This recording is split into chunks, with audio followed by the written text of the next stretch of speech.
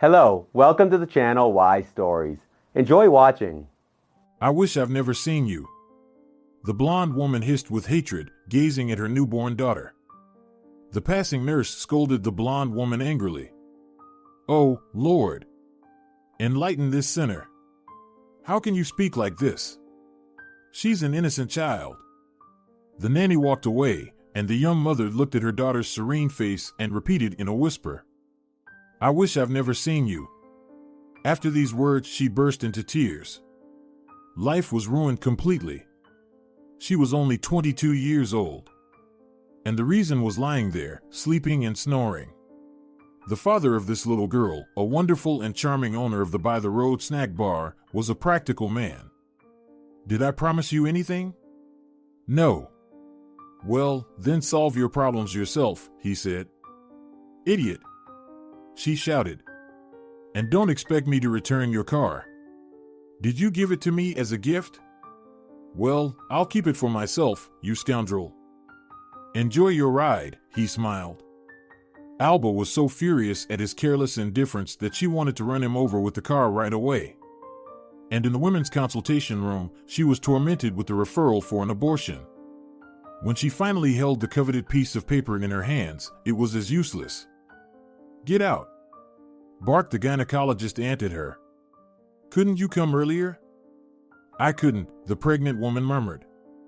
They didn't give me the referral, they kept stalling. How could I come earlier? You couldn't come earlier, and you can't come now either. Get out! And then there was a friend who mentioned an old granny who lived in the suburbs and could help if she brought money and groceries right away. Bring them and promise to keep quiet. The granny lived in a private house on the outskirts of the suburb and, in general, was not very polite. How far along are you? She asked sternly, and upon hearing the answer, she repeated what the gynecologist had already said. Look at her. They must have told you that the granny is ancient and can't think properly anymore. But I've been working as a gynecologist for 30 years. Now you came, pretending you don't understand. Do you even know why you came here? You need a full surgical procedure. Where were you before, you good-for-nothing lousy? They returned to the city in silence. Don't grieve so, Alba, her friend tried to reassure her. Maybe it will resolve itself somehow. Yeah, at 3 months, the girl responded gloomily. Maybe it won't resolve itself, but having a child isn't bad either. They say it rejuvenates the body. Yeah, definitely. And cabbage makes your breasts grow. She didn't feel any tenderness or love for the child, and it seemed like the child knew it too, tormenting the future mother with constant nausea, swelling, and low blood pressure. To top it all off, her once flawless skin was now covered in acne, and she didn't want to look at herself in the mirror. But if she had to, it ended with a stream of tears and intense self-hatred. I'm a monster, she repeated in horror, examining her blurred figure. There's no waist left, and my legs have become as thick as an elephant's. My ankles are swollen, they're the size of knees now. And my breasts? They're growing, a peasant woman has the same.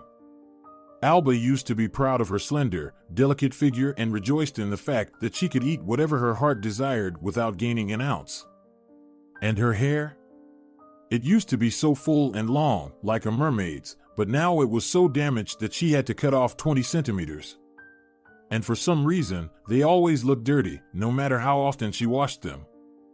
Think about the child, everyone around her insisted. But Alba wanted to scream. Why? Why should I think about this child? I didn't want it, and I still don't. I'm only going to give birth because they didn't give me an abortion referral for so long. And all of you, like mad people, keep saying think about the child, think about the child. Well, you think about it since you're so clever. With endless tears and anxieties, Alba pushed the situation to the point where she was immediately taken to the maternity ward for observation after her latest consultation. Her blood pressure was skyrocketing, forcing her to spend a whole day in the intensive care unit, hooked up to 4 drips. But giving birth turned out to be easy. Before Alba could even get scared, the midwife was already showing her the baby girl. You have such a beautiful little one. Look, she takes after you, the midwife said. But the mother didn't want to look. She closed her eyes and turned her head away, just in case. Well, the midwife brusquely encouraged her. It happens, nothing to worry about. You'll rest, recover, and love will come. Don't worry, you'll find joy in your daughter eventually. She didn't find joy then, or later, or ever. The baby wouldn't sleep at night, and the mother would sit by the crib for hours, rocking her. For some reason, holding the child was unpleasant for her. And amidst these sleepless nights and half-asleep tired days, one persistent thought occupied her mind. Why didn't I leave her at the maternity ward? I would be free as the wind by now. It was frustrating to realize that life was passing her by. Sunny spring days lingered outside, and if it weren't for her daughter, she could go for a walk, watch a new movie, leisurely eat some fruit ice cream in the park. But money? So much money was now being spent on a screaming child whom no one wanted, not the father, nor the mother. Alba bit her lip to keep from shouting in anger every time she entered a store. If she were free, she could buy everything here, well, almost everything. And certainly that black dress and crimson shoes, and those brand new perfumes that had just come into fashion. To avoid disappointment, she had stopped looking into any stores except for grocery ones. I'm a loser, the young mother thought in despair, a wretched, half-poor, unwanted loser. Alba firmly believed that from now on, her life was destined to be a dreary crawl from the children's playground to the store and back home. Daily. Constantly. Forever. With no chance of reprieve. When her little girl turned 2, a miracle happened. An interesting man of a certain age noticed Alba. He exuded a calm strength and significant possibilities. Could it be that luck has finally smiled on me? She thought with a fluttering heart. In Alba's dreams, she already saw herself in a snow-white dress, holding a huge bouquet of flowers. Walking hand in hand with her respectable husband, she would sit in an elegant black car after the wedding. They would go on their honeymoon, and when they returned, a beautifully decorated apartment would await them. Or even better, not just an apartment, but a whole house, something light and airy, with large windows to let in plenty of air. She could start living like a proper human being, pursue some unusual hobbies, wear beautiful dresses at home, and eagerly await her husband's return from work in the evenings. And then, piercing through her sweet dreams, came the cry of a child. Again. Was this clumsy Anna again falling or bumping into something, or burning herself? I wonder, do all children constantly try to harm themselves, or was Alba just unlucky in that regard? Get up, she scolded her crying daughter. Get up, my little troublemaker, let's get dressed and go for a walk. Dressing the child, by the way, was a separate ordeal. The wretched girl refused to stand still and kept squirming around. Will you stand still or not? Alba yelled. Why do you torment me like this, you little brat? Come on, stand still, don't move. The girl froze in fear. Her eyes were round and blue. Just like her idiot father, Alba thought, the same round, huge, and dull eyes. The memories made her mood even worse, and Alba roughly pulled her daughter by the collar. Let's go. No, wait. She tore a sheet of paper from her notebook and quickly scribbled a few words on it. She put the piece of paper in a bag along with a bun and a bottle of water. Here, now let's go. Move, you damn brat, she shouted, grabbing the little girl's hand and dragging her along. The strip of forest was nearby, and it was wonderful. Alba was glad that she wouldn't have to go through the whole city with the child, spending money on public transport. In fact, she wanted to get it over with as quickly as possible. The girl loved the forest. Squatting down, she watched with curiosity as a ladybug crawled along a blade of grass. Alba's brain was working feverishly fast. Take her far away, where no one will find her. But they will find the body, and then they will trace it back to me. It's better to leave her here, maybe someone will find her. Yes, I need to urgently rent an apartment in a different area, today, where nobody knows me, and rent out my own place. It needs to be done quickly, very quickly. Anna, she called out to her daughter, stay here and wait, I'll be back soon. And she walked away, pretending to head towards the nearest bushes, but actually moving further away towards where she had left the car. The farther Alba walked away from her daughter, the greater the joy filled her being. Freedom. Could it be that she had finally begged fate for a chance at freedom? Could she really come home right now and throw away all the child's belongings? Was she finally free? Yvonne didn't remember how she ended up in the orphanage. And one could even consider it a kind of luck. At least she never felt the longing for a home that plagued other children. They were all taken from alcoholic parents or lost their mothers and fathers early on, and they longed for something Yvonne comforted them for, crying secretly, not opening their hearts to anyone. And every time she wiped their tears and hugged them, she thought about how lucky she was. They found her, a 2-year-old girl, as the caregivers told her, all alone in the forest with a little bag containing a bun, a chewed-up plush lion, and a note. The girl's name is Anna. She is healthy and not fussy. Take care of her because I can't. A local forester found the little girl and later recounted that he discovered her near the edge of the forest. Just after he stepped onto the road with the freezing child in his arms, he immediately heard the sound of a departing car and even managed to notice that it was a white car. But whose car it was and what the license plate number was remained a mystery, and for the next few years, no one attempted to solve it. By evening, the man brought the girl to the nearest shelter, where a kind-hearted nanny gave her warm coffee with sandwiches, bathed her, and put her in an empty bed. In those times, there were many sad stories like this one. They changed the girl's name, as they always did with foundlings, to change their destiny for the better, and Anna became Yvonne, a resident of the orphanage and an official orphan. Yvonne, however, had a good life. The director of the orphanage belonged to that rare breed of people for whom their work was a calling.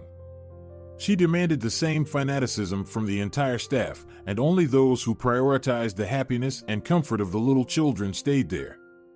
So, in the orphanage, there were affectionate nannies, strict but fair caregivers, and together they created an atmosphere that resembled a family. Later, when Yvonne grew up, she often heard that children from orphanages were wild, socially maladjusted, and firmly believed that the whole world owed them due to their orphanhood. It was said that you could easily recognize a former orphan by their lack of understanding of cleanliness or washing dishes. But Yvonne's childhood was not like that.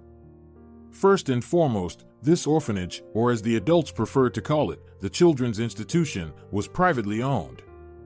A couple who had dedicated half their lives to working in state-run orphanages decided to open a private one in the 1990s, the first of its kind in the region. They had to act at their own risk.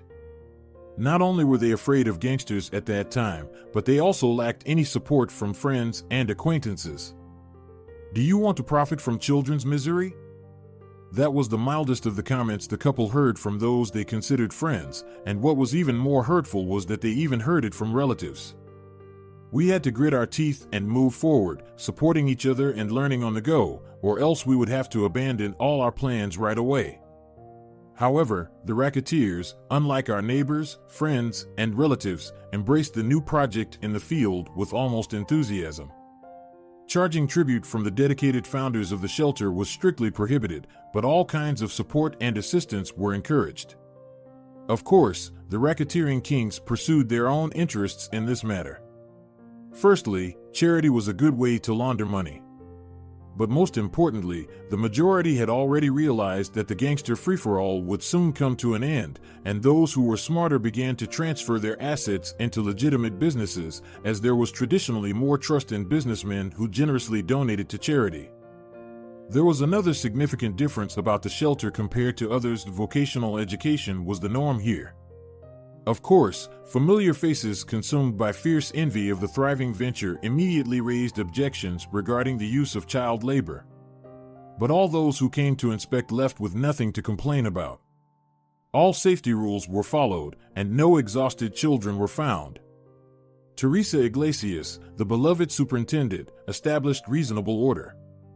The statistics on orphanage graduates, she said to everyone who came to apply for a job, can frighten anyone.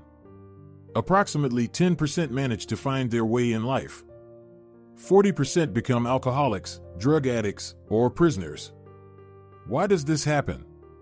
There are many reasons, but one of them seems particularly important to me. In most children's homes, technicians do the cleaning, cooks prepare the food, and housekeepers take care of the clothing and shoes. As a result, grown-up children find themselves helpless.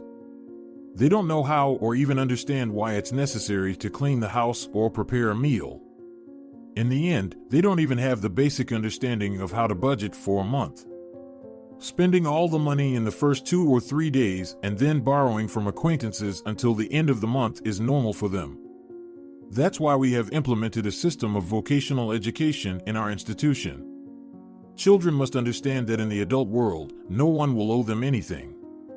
Here, our children learn to independently maintain cleanliness, cook, and the older ones earn their first money and learn how to manage it. Some admired these methods, while others did not accept them, but the headmistress remained unwavering. We are raising not future dependents, not prison population, but full-fledged members of society.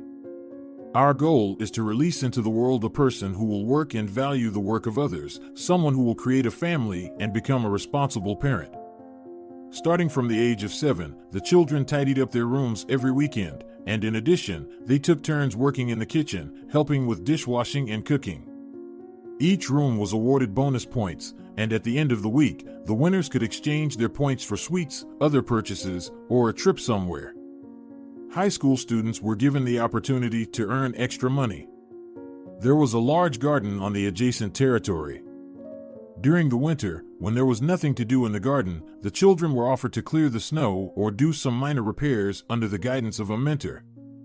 Although this type of vocational education did not always meet with enthusiastic responses, the graduates still thanked Teresa for not releasing them into the big world as savages even years later. And Yvonne was grateful to both her shelter and Teresa that she didn't get confused in her independent life. She had a small but cozy apartment provided by the government. And she quickly found a job. At first, Yvonne worked as a processed foods maker in a factory, then she spent some time as a cashier in a supermarket, and later she got a job at a veterinary clinic. The work there was calmer. She only needed to schedule appointments for clients and handle payments. She worked there for a whole year, taking a break from the hustle and bustle and the need to constantly be on the move. Yvonne really liked the clinic, and the idea of becoming a veterinarian even crossed her mind. And perhaps everything would have been very feasible if it weren't for one small, yet significant but. Olivio appeared in the veterinary clinic like a ray of sunshine. He was a fair-haired, 2-meter-tall giant who resembled a Viking, and he had a small ginger kitten that seemed unbelievably tiny in his massive hands. "I found this cat on the street," he said with concern. "Look, is she okay?" She seemed scared, poor thing. His voice was enveloping, thick, like warm honey. Yvonne couldn't resist and reached out to stroke the cat.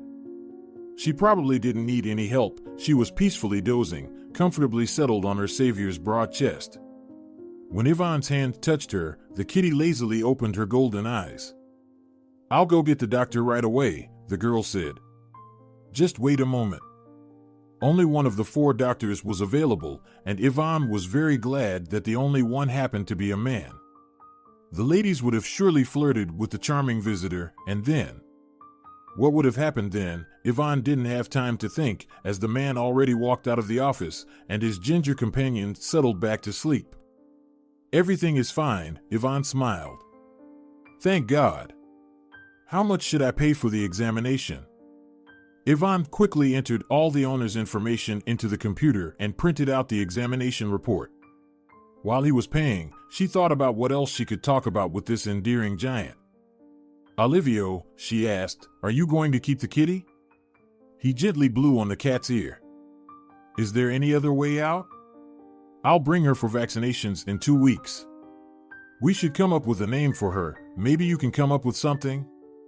"She's golden-eyed, ginger, like honey," Yvonne smiled. "Perhaps she needs a sweet name. Sunshine?" The Viking raised an eyebrow and immediately laughed at his own joke. "No, too long. Honey, yes, let's call her Honey. She's so sweet. Well, let's go home, little honey. Goodbye. He squinted and read the name on Ivan's badge. Ivan, see you in 2 weeks. 14 days later, Olivio stepped into the veterinary clinic through the door that was wide open to summer heat. In his arms, a well-groomed and noticeably rounder Honey glistened with her red golden fur. Good day, he smiled radiantly. Ivan's heart skipped a beat. In the past 2 weeks, the impression Olivio had made on her had faded a little. Why am I getting all worked up? She asked herself. So what if he's an attractive guy? It's not like he's the only one. Nevertheless, she had been looking forward to this day. She had set aside some money and visited a beauty salon to get a manicure. The hairdressers convinced her to get highlights, and it turned out to be a good decision. Now her hair had twice more volume and looked beautifully shimmered in the sunlight. Ivan even started wearing a touch of makeup when going to work, although she used to consider it unnecessary. She also started wearing her few pieces of jewelry, a simple silver ring and earrings with small transparent stones. The earrings were a gift from the shelter manager for her excellent performance, and the ring was a present from a sponsor for International Women's Day. Now, when meeting the Viking like Olivio, Ivan felt like a beauty.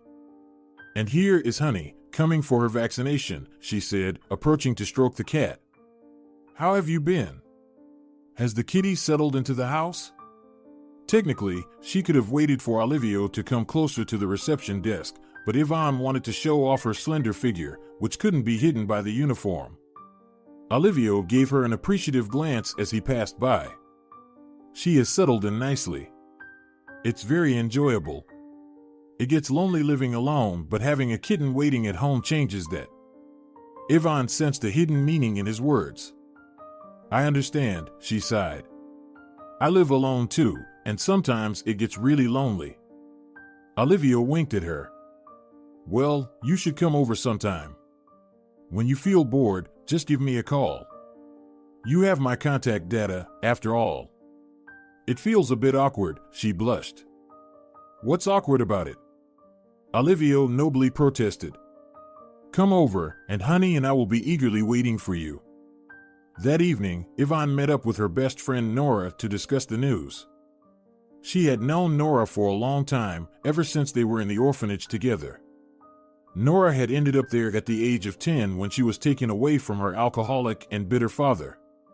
On her first night in the orphanage, the little girl buried her nose in the corner of the pillow and blissfully said, How nice it is here. Startled, Ivan sat down on the bed. Wow, it's unusual, she exclaimed. Other kids cry for a whole week and can't calm down, and you're saying it's nice here. What's wrong with it? Nora asked in surprise. The bed is clean, the food is tasty, and no one drinks alcohol. It's good, isn't it? The next day, Nora shared her story with Ivan. She told her about begging on the streets to beg money for her father's alcohol, as he would beat her if she didn't. She talked about the time her father disappeared somewhere, and she went 3 days without eating. It was only when she fainted at school that they took her to the hospital, and from there, she was brought to the orphanage. They said that my dad went to get treatment for his alcoholism, she snorted. They say once he gets better, he'll find a job and take me home. They're lying as if I were a little child. He won't quit drinking. Well, Ivan pondered thoughtfully, maybe he really wants to get better. We had a girl here, Julia, whose mother stopped drinking and took Julia back. Now they come to visit us every Saturday and bring candies. That's not about my dad, Nora said sadly. He will never stop drinking. But she was mistaken. Nora's father did undergo treatment at a drug rehabilitation center and permanently forbade himself from even thinking about alcohol. Moreover, he found a job and visited his daughter every evening. After 6 months, he was able to take her home for good. Nora's father turned out to be a talented carpenter and often came to the orphanage with his daughter, bringing some new gift each time, new chairs for the little ones, long benches for the dining hall. One time, he even built 10 wardrobes for the children's rooms and refused to accept any payment for his work, despite Teresa's insistence. "You took care of my little girl," he said, tears of remorse and shame welling up in his eyes.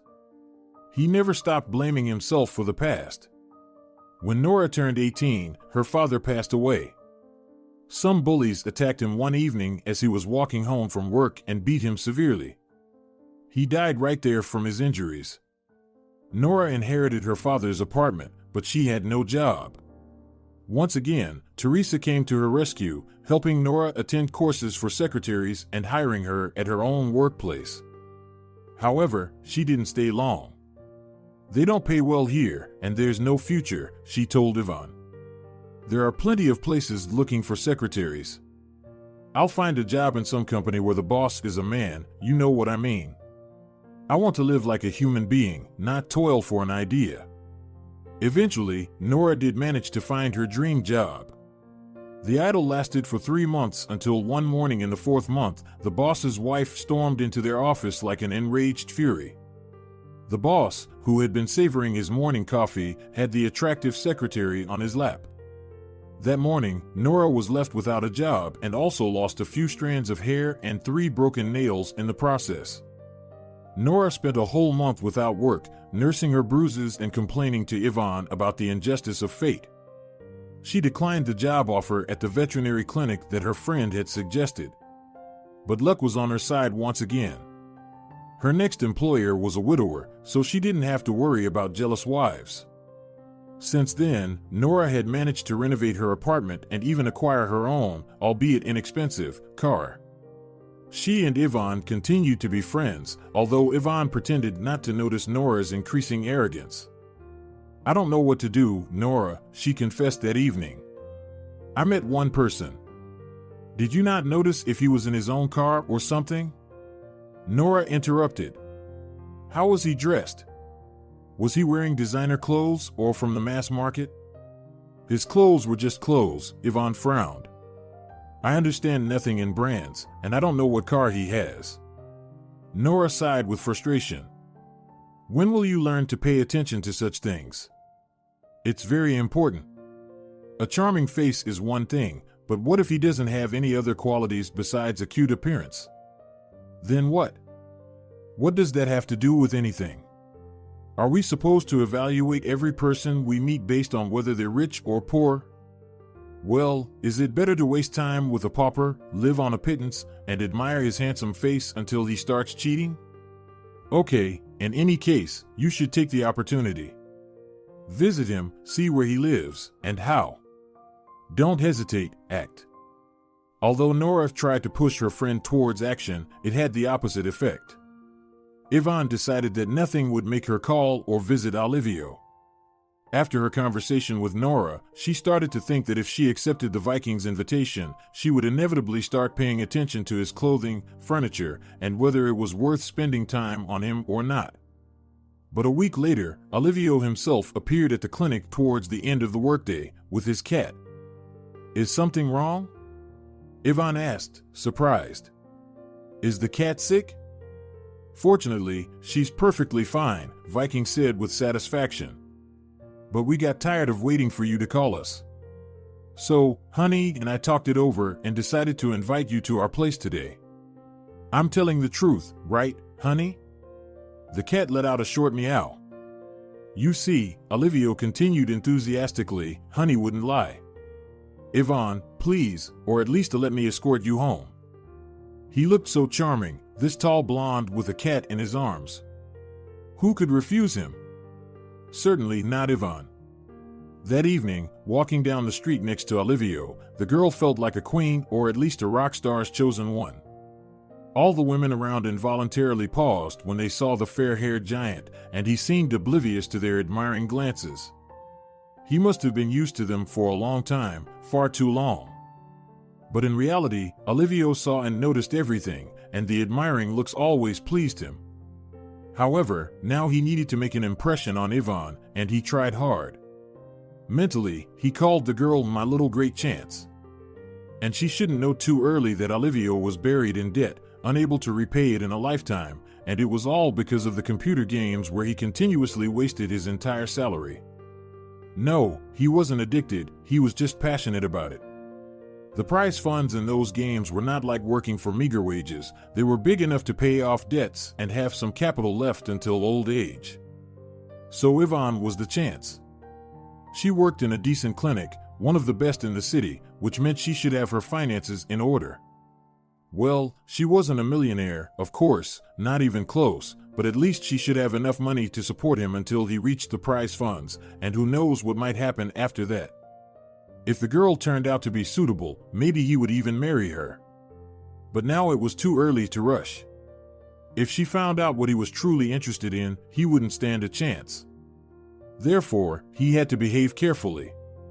Today, he would be the faithful fool who noticed nothing except the object of his passion.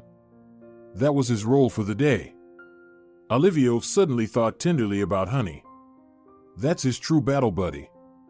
How many times he tormented her with hunger for 2 or 3 days, soiled her honey-colored fur, and dragged her to various veterinary clinics, pretending she was a poor wretch miraculously rescued from a pack of dogs. Why? Well, at least because veterinarians, if they're the good ones, earn a good living, and there are many women among them. And a hungry, dirty cat in the arms of an impressive giant is touching and endearing. And Honey endured all these abuses without complaint and continued to love her owner. I should buy her some treats, he thought tenderly. Why are you smiling? Yvonne asked. Oh, just thinking about Honey. Let's go to the store, I want to treat the kitty to something delicious. Of course, let's go. Yvonne was now the happiest girl in the world. 3 months passed. No, Yvonne. We didn't agree on this, Olivia grinned crookedly upon seeing the certificate from the Women's Consultation Center.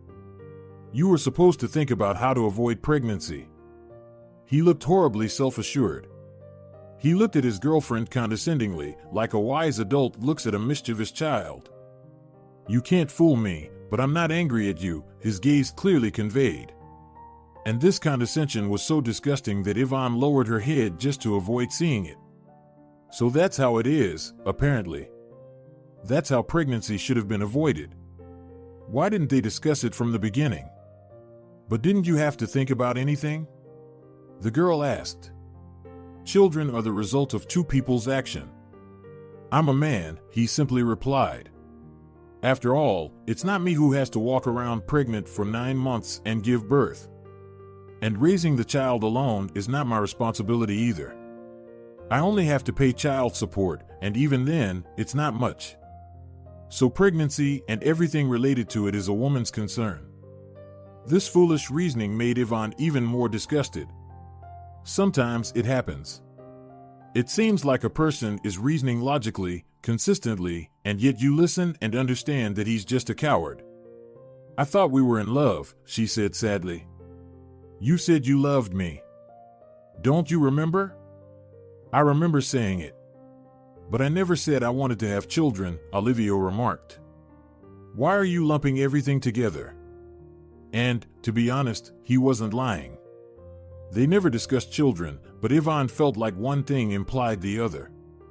St. Teresa and the wonderful orphanage team taught their charges to take care of themselves and others, not relying on government assistance, and to earn a living independently.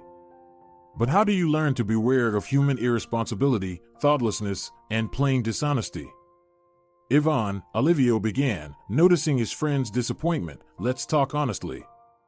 We don't have much time left together, and it's too early to talk about real love, at most, infatuation, fascination, passion. But let's agree on that. Maybe so, Yvonne didn't object. Most likely that's the case. But don't you understand that the situation has changed? Our I love you, I don't love you is now secondary. There's a child. The child already exists. And as parents, we need to think about their future, not our own whims. We can work it out. Neither of us needs this child right now. Get rid of it, and we can continue dating, getting to know each other, and who knows, maybe someday. I was also abandoned, his girlfriend interrupted. I was not needed by my father or mother, so they took me to the woods. Well, that's just sheer brutality, Olivia exclaimed in horror. But to prevent it from getting to that point. Listen, what's 5 weeks? It's just a cluster of cells. But if we don't take action, it can ruin both our lives. You want us to reach an agreement, and here I am, trying to negotiate, and it doesn't suit you. Isn't reaching an agreement, Yvonne burst out, supposed to mean finding a solution that would satisfy everyone? You want to be happy. But what about me? It's not you, but me who has to go through an abortion. And you want to compensate by continuing our relationship and maybe marrying someday. And do you think I'll need a relationship with a betrayer? I'm not a betrayer, I'm honestly expressing my desires. And if you decide to give birth, you should know, I won't want to continue the relationship, Yvonne, I won't want it. Such rashness is not part of my plans. Of course, you'll file for child support, and I'll have to pay for something I didn't want and don't want. Imagine going to a store, looking at something, and they won't let you leave until you pay for it. Is that fair? You don't even have money with you, you just came in to wait out the rain, but no, they make you pay. It's unfair, finally. And what if you went into a store, took a bite of a pastry, and they made you pay for it? Would that be fair? Don't twist things, Yvonne. And besides, what about yourself? Fine, my well-being doesn't factor into your calculations, I've already understood that. But what about you?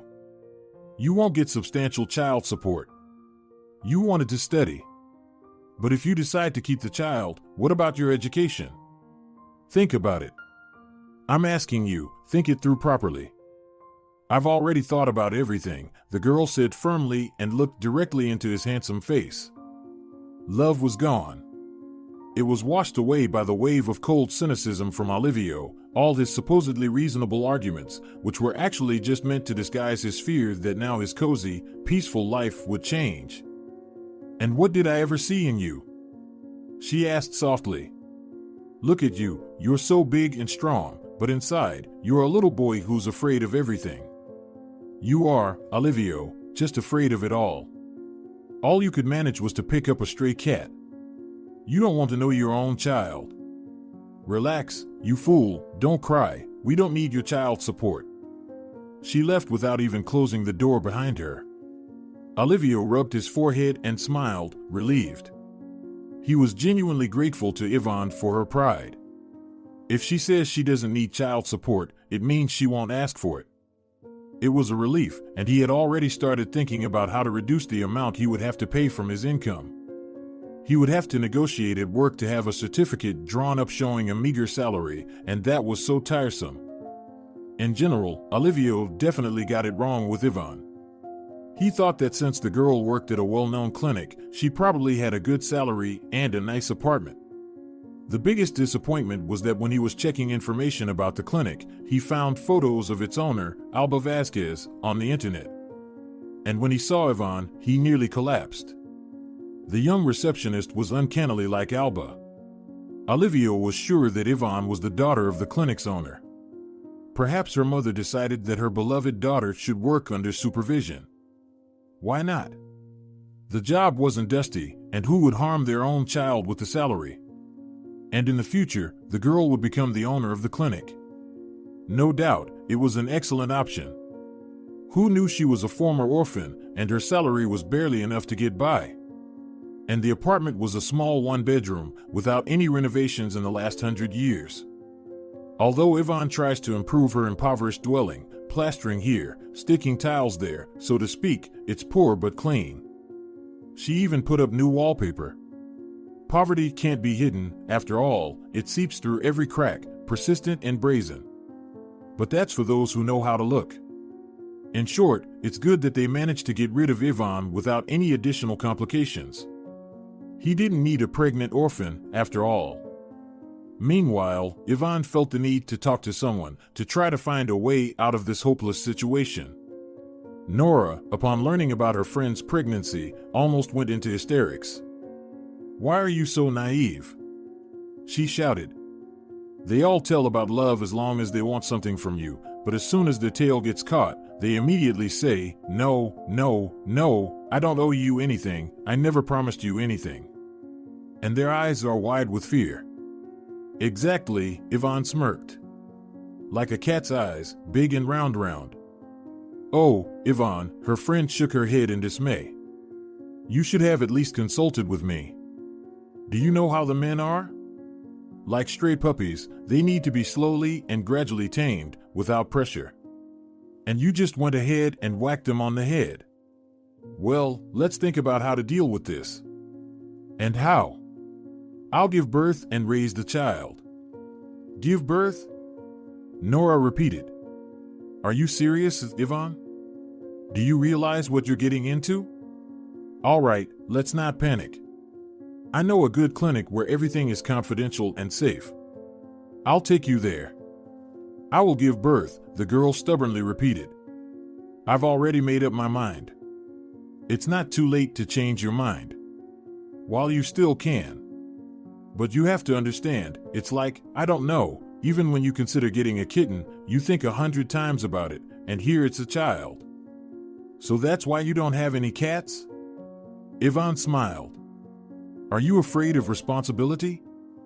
It's not that I'm afraid, I just realistically evaluate my capabilities, Nora corrected her. Even if we think about it, this Olivio of yours, he's a jerk, of course, but only because he didn't discuss all these unexpected things with you and how to avoid them.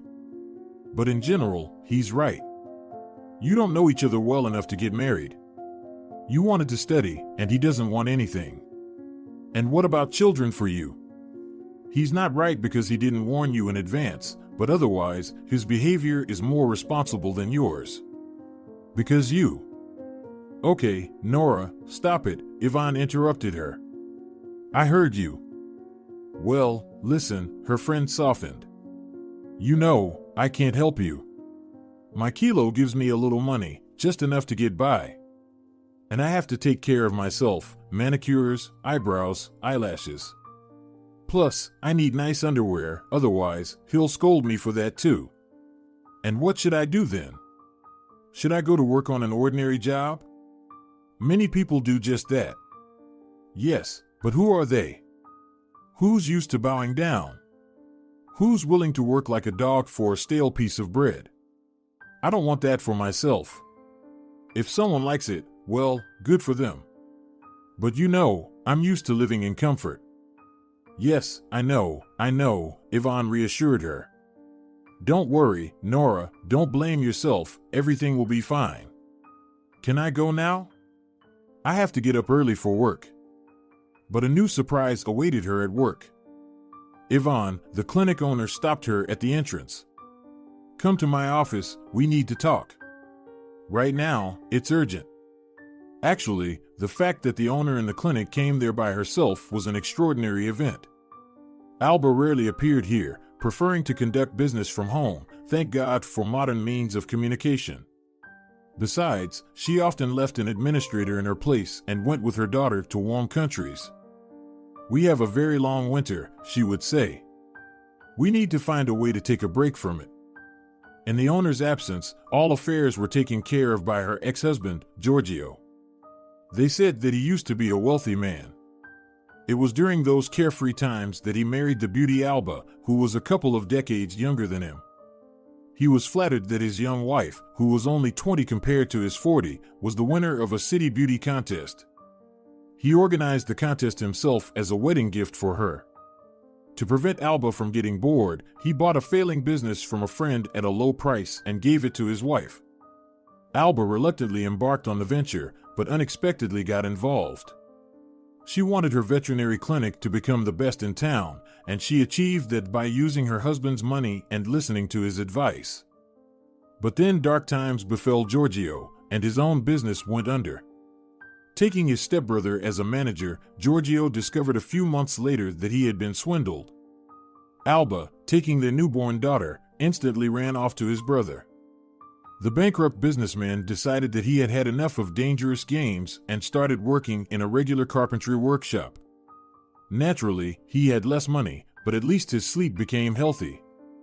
Alba, on the other hand, didn't enjoy marital bliss with her second husband for long.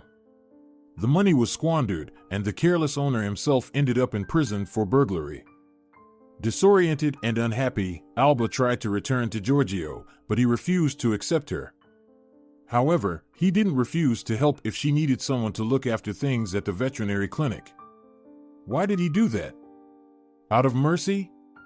Out of pity for the unfortunate ex? Or out of concern for their daughter? No one knew. But today, Alba personally appeared at the clinic and, moreover, spoke with the regular receptionist. It was doubly unusual. Until this moment, she only condescended to speak with the doctors. The office was already set with a tea table adorned with sweets. "Help yourself," the owner invited.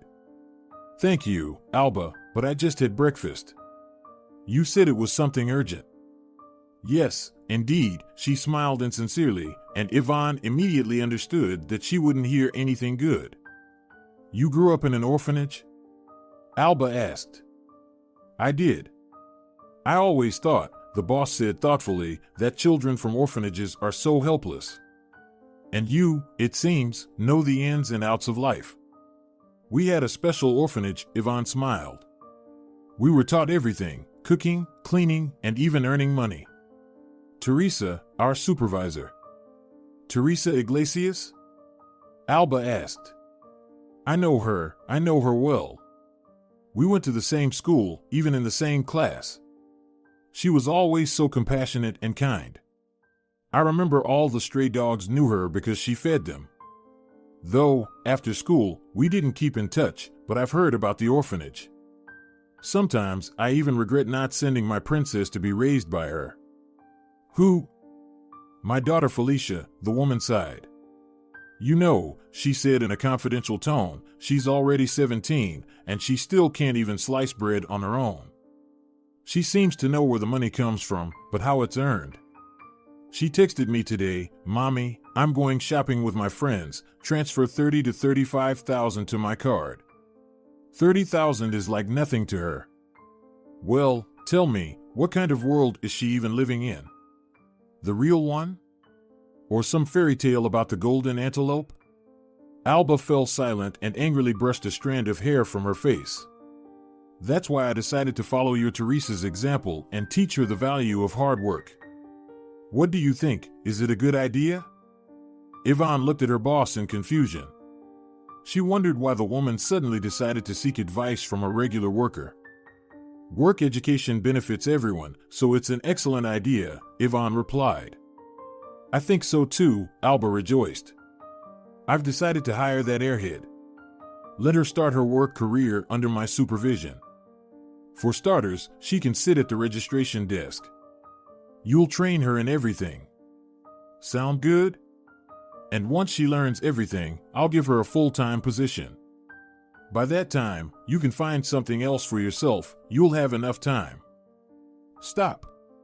Ivan abruptly interrupted her boss, surprising even herself. "Are you saying you want me to leave?" "Well, yes," Alba shrugged. "My Felicia needs somewhere to work. What's the point of keeping both of you? I want Felicia to learn to earn money for her own pocket expenses. And if she only works part-time, how much will she earn?" Tears. "Well, that's settled, Ivan. Will you train Felicia?" "Well, how else?" The girl smiled. "Of course, I'll train her and then quit so that your idler daughter has something to do. Don't count on me to stick around, Alba, I won't do that. Don't be rude to me. You're still working for me, remember?" "Not anymore. I'll decide that, not you. How dare you talk to me like this? And how dare you treat people like that? You're required to work for another 2 weeks." The boss shouted. Where did all her charm go?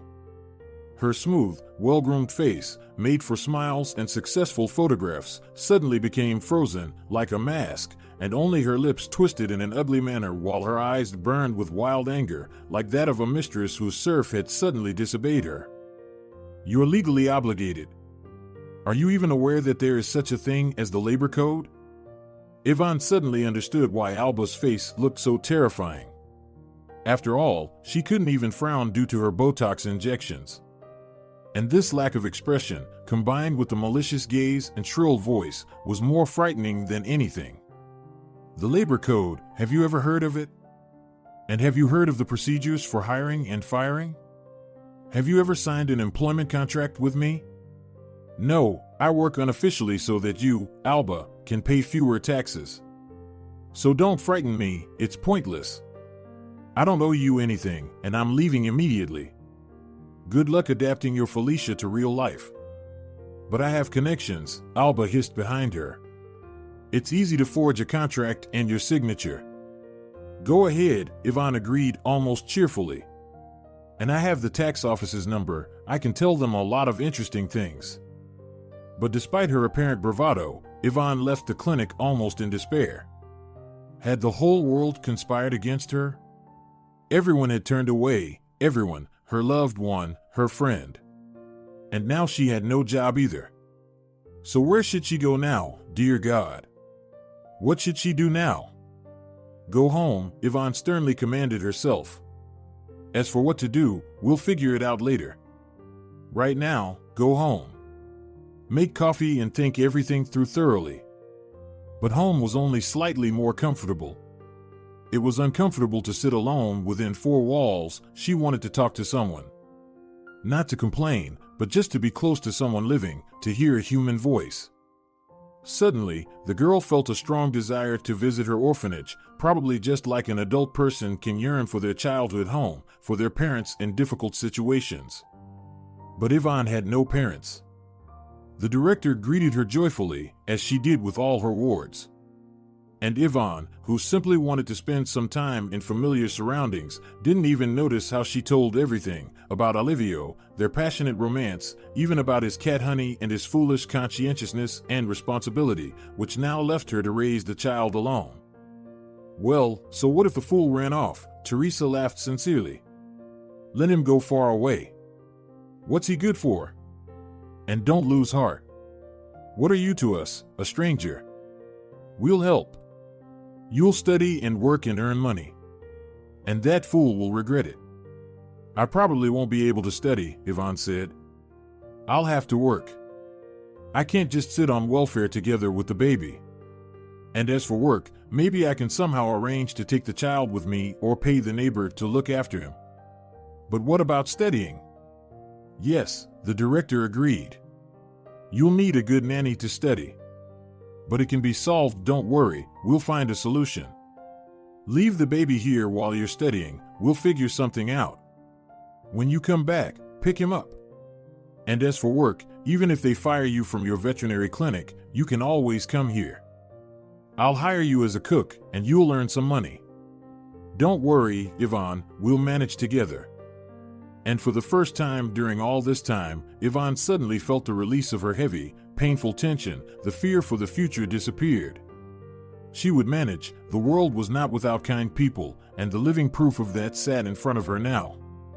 Thank you, Teresa, she smiled, and suddenly felt bitter tears streaming down her cheeks. Now, don't cry, the woman said sternly, immediately patting her ward's head. That's what we're here for, to help each other. How else can we live? I'm just a little ashamed, Yvonne admitted. I just came here to spend some time, to remember my childhood. But it turned out as if I was asking for help. Teresa nodded and smiled. And what are you ashamed of that? Remember, girl, something I read somewhere myself, and it stuck in my memory forever. If you ask for help, it doesn't mean you're weak, it means you're not alone in this world. That's right, Yvonne, that's it. And here's another thing. By the time our baby is born, you will have had the apartment for 5 years. You can do the next. Move in with us, live in the shelter, and rent out the apartment. With the benefits and work, a reasonably decent amount will accumulate. Then you can go to college, and you won't have to struggle anymore. You'll earn a decent living. Yvonne smiled through her tears, nodded, and thanked Teresa. It's amazing how things turn out. Teresa was the only person who supported her in such a difficult moment. And yet, who is Yvonne to Teresa? How many Yvonnes, Olias, Valerios, and Timoteos does she have? But that's just who Teresa Iglesias is. She won't leave anyone in trouble. Teresa also found a way for her to mop floors. I talked to a sponsor. He needs a cleaner for his office in the evenings. Will you go? Of course, he doesn't pay millions, but extra money won't hurt, right? You'll have a salary. The office is small, you can finish everything in about 40 minutes. You'll come after the end of the workday, around 7. So, what do you say? Thank you, Teresa, I'm all for it, Yvonne replied. Is the office far away? Just around the corner. And, by the way, you can start today. Payment is once a week, on Mondays, to your card. Yvonne was almost happy. Now she wasn't as afraid to look into the future. She worked as a cook at the shelter every other day with another girl. And now she had another easy job. Of course, it's infinitely far from the job of my dreams, she repeated to herself. But in our situation, there's no point in being proud. We have some money, and that's fine. And then the baby will be born, and we'll have benefits and money from renting the apartment, and maybe I'll even be able to study.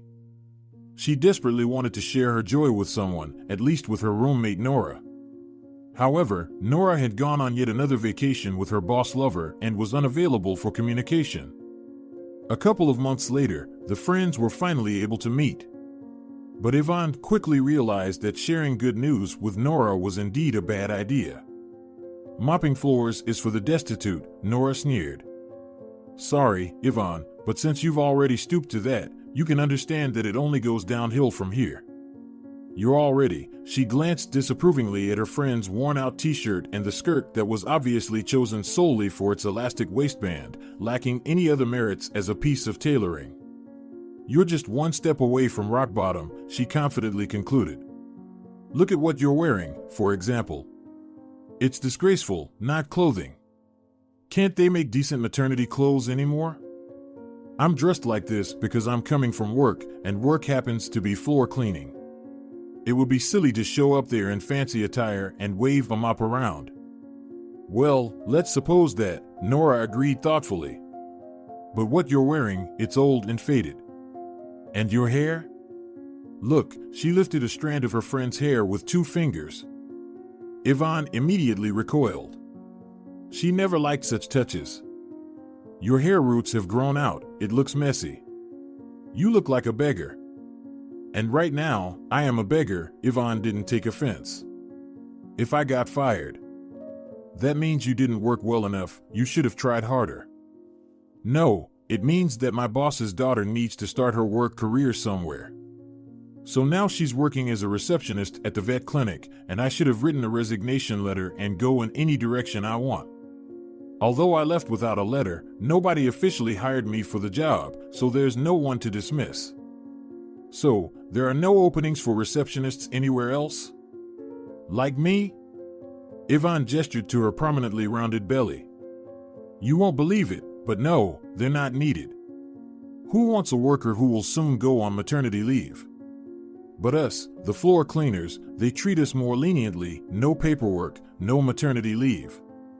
You come, clean up, get paid. Money, Nora sneered. You call that money? You need so little. I wouldn't even lift a finger for those pennies. I have no choice, Yvonne calmly replied. When you have absolutely no money, you'll be grateful for having something to put on the plate. Yvonne bit her lip and fell silent for a long time. She could see that her friend didn't understand and judged her, which was even worse. It was even somewhat embarrassing to her for being so undemanding.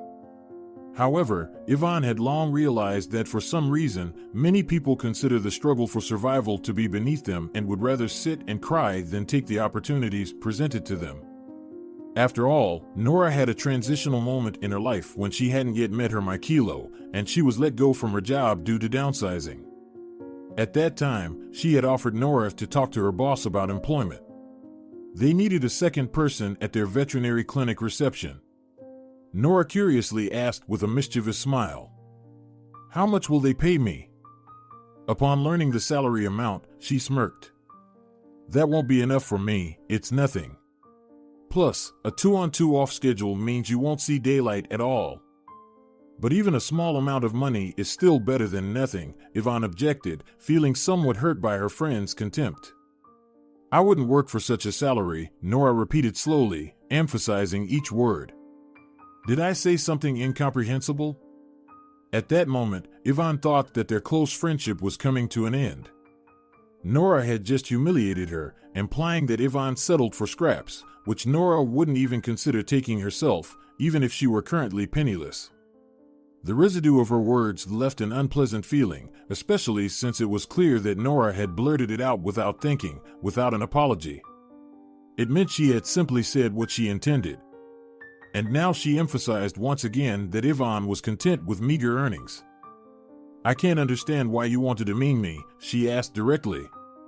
Does it elevate you in your own eyes? Wouldn't you work for a small salary? Fine, but that's your decision. You can wait until you're offered something better. As for me, I choose to go and earn something, anything, to avoid starving while waiting for better times. I'm not demeaning you, Nora stammered, taken aback. I just mean that, well, I wouldn't work there. Can't I express my opinion? I would have somehow survived if you hadn't expressed it, Yvonne answered bitterly, and I would have been much happier to hear words of support from you. That evening she returned home with a heavy heart. That's it. She no longer had her friend Nora because... How could real friends behave like this? Well, there was no friendship left long ago, and Yvonne had known it from the very beginning. She only realized it today and suddenly felt immense relief, as if she had shed a heavy burden. Yvonne was lucky, her pregnancy was going smoothly with no morning sickness, scattered thoughts, or swelling. On the contrary, the expectant mother felt a surge of strength and energy that allowed her to work without getting too tired and even find time to prepare for exams. She still held on to the hope of becoming a veterinarian. Teresa encouraged and supported her in every way. You're doing great by not giving up. Now you have a child, and you need to raise them. And having a profession, especially such an in-demand one, will be useful to you regardless. After all, animals, just like humans, will always need medical care. Even if people in the city stop having pets, you can just gather your things and go work in the countryside. Cows and goats need veterinarians too. So prepare thoroughly, and remember, you're doing this not only for yourself, but also for your little one. You're like a mother to me, Yvonne said affectionately. Teresa smiled at her. And how else could it be? After all of you here, everyone who was raised here, are like children to me. Because you raise and guide each one of you. It's probably difficult to understand until you experience it yourself. I think I understand, Yvonne said. Because many of us, at least, never knew our own parents. We only had the shelter, caregivers, and you. And if someone looks at you as a mother figure, then you become one. The headmistress didn't respond, only stroked her head as she usually did. But Yvonne noticed tears glistening in the woman's eyes. Evenings she still went to clean the floors in the office. And although Yvonne had never seen the owner, money would arrive in her account every Monday, often with a slightly higher amount. These transfers were accompanied by a short note saying bonus. In general, cleaning the office was an easy job, she just had to dust and mop the floors. The boss's office didn't require any cleaning. He's like that, explained Teresa. He doesn't like anyone touching his things, he cleans up after himself. Well, that's his quirk. But it means less work for you. By the way, I already told him that in a couple of months, you won't be available for work, but he... What's his name, by the way? Yvonne asked. I haven't seen him, I don't even know his name. His name is Alejandro Castro, the supervisor replied. He told me he would wait for you for 3 months after giving birth. If you want to continue working, you can come back. Did you ask him about that? Yvonne smiled. Oh, please! Teresa exclaimed dramatically. No, he's just very pleased with your work and wants to support you. Do you think it's easy to find a good employee? Oh, Yvonne, it's always in short supply. Yvonne decided to accept this explanation without further questioning.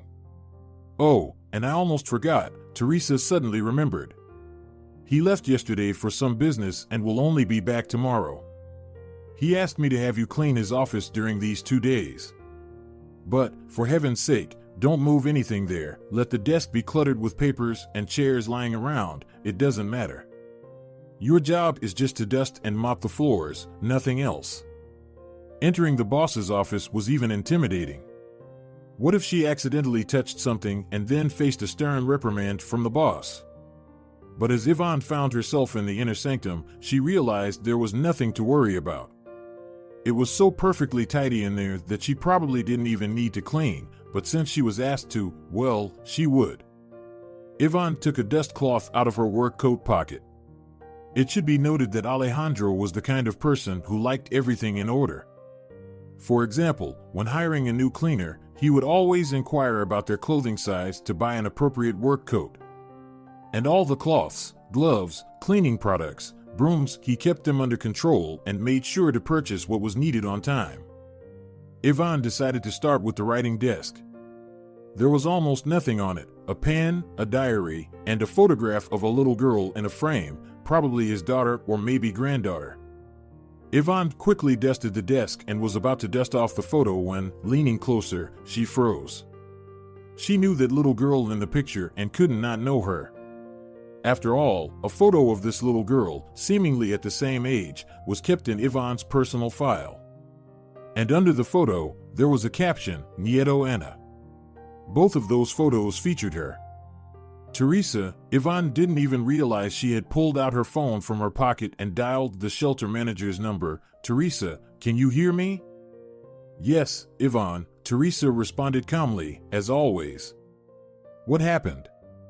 You told me to clean up in the boss's office. Yes, so? Did you break something? No, Yvonne said. But there's a photo of me as a child on his desk.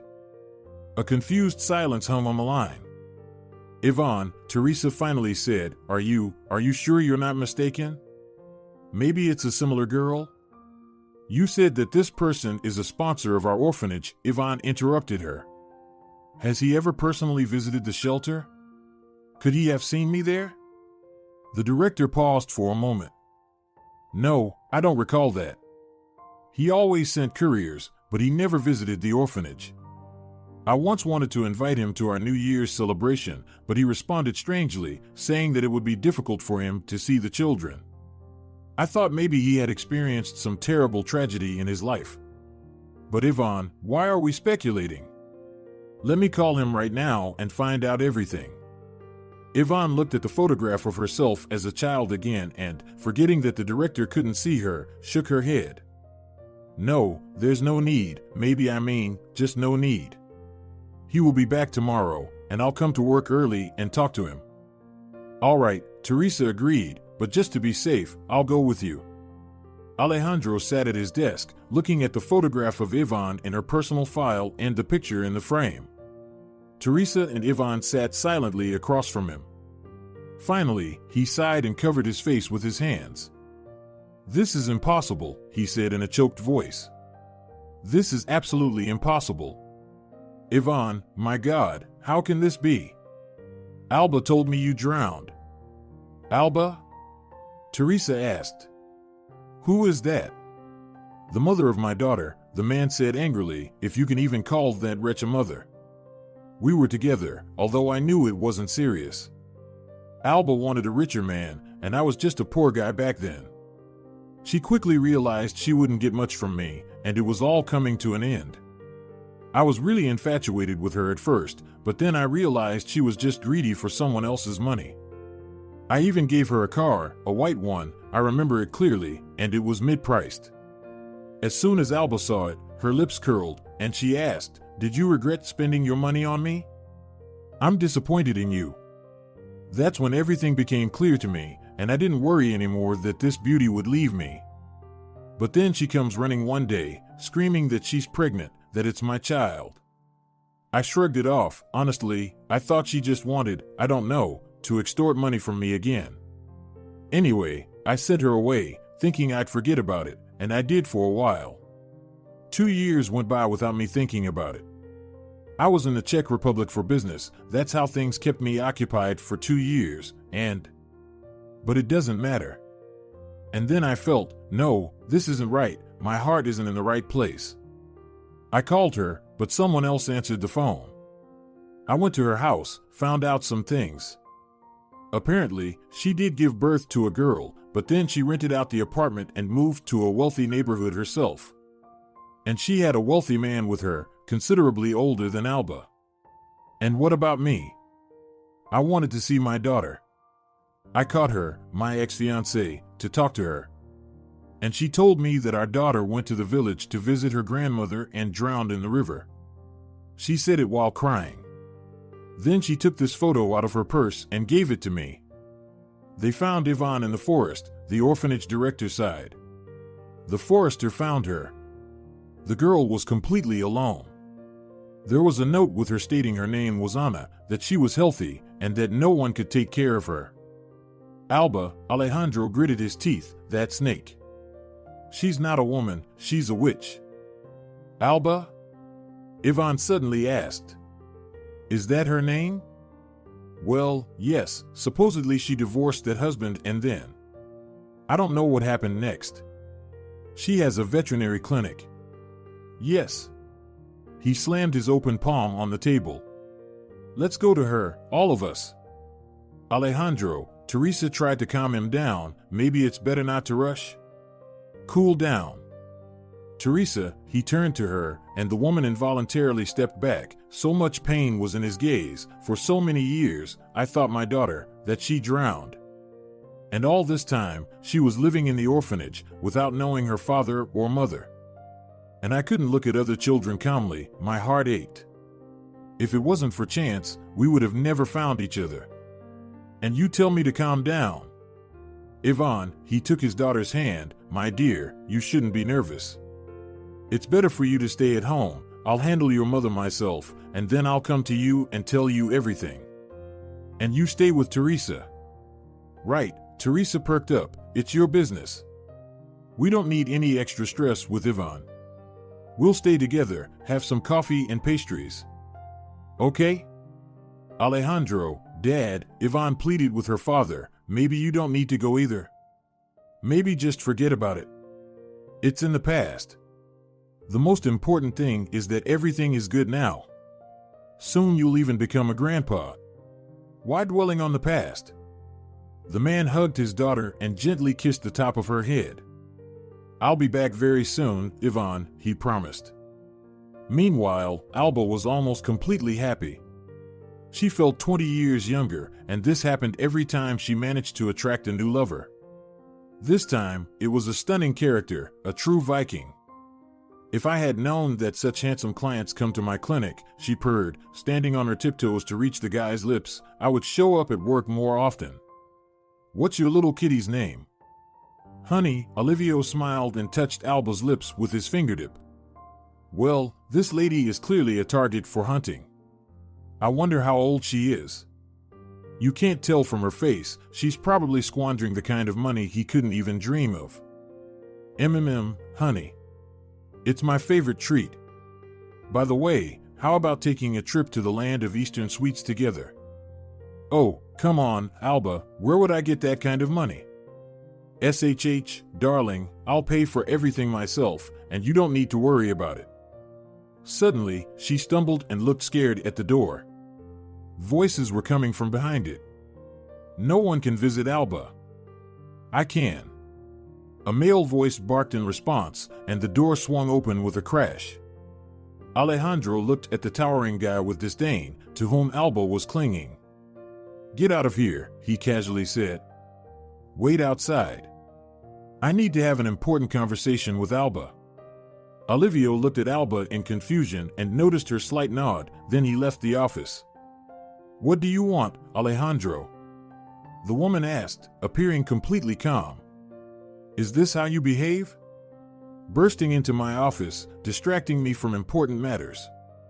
And what's all the fuss about?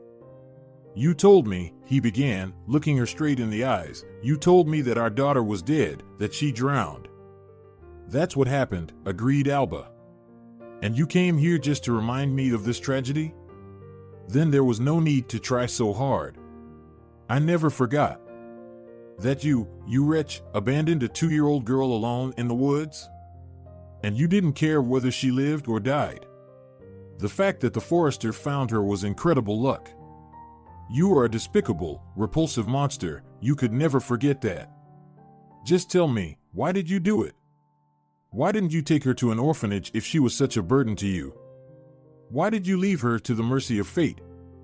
Alba remained impassive.